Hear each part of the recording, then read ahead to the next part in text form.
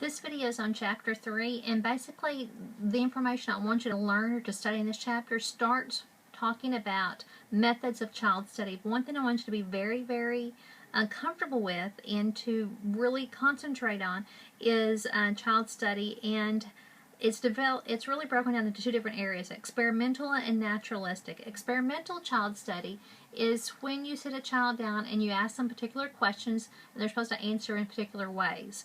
Naturalistic child study is when you observe the child in their classroom setting without disturbing them, watching what they're doing and taking notes or writing down or filling out different observational sheets on what you're seeing. Those are the two different types of child study that we're going to be talking about in this chapter.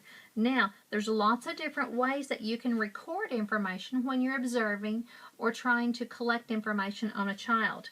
In your chapter, it talks about anecdotal recording information, and basically you're writing down notes on a child, very short, very specific notes on what a child's doing. But anytime you do take an observation on a child, there's specific information you want to include every time: the name of the child, the date, and who did the observation. Those are three specifically very important pieces of information that you want to have on every one of your observations. Now, there's all different types of other types of observations. There's also what we call a diary method, and this is just writing down what you see or what you are being told about what a child is doing. A parent interview and an interview with a child. A parent interview is talking with that parent and asking particular questions about their child. Now, a child interview is talking to that child and you're writing down exactly what that child says. We also have what we call a running record.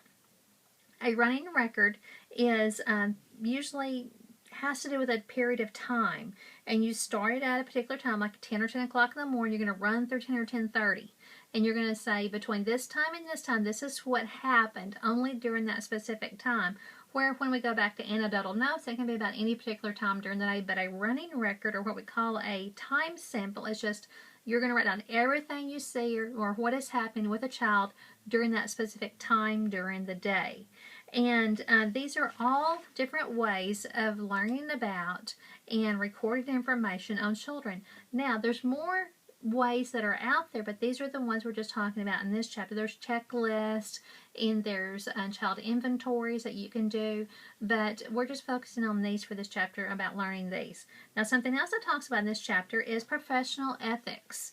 I handed out in class a brochure called the Ethical Code of Conduct, and I explained to you it was very important to know the 4 different areas of that handout.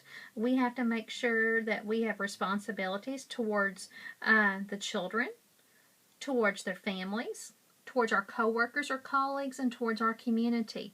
And you don't have to know the number listings in that little handout, but you need to know about the particular information under each one of those headings, and to be able, because information will be on the test according to what's in that little booklet.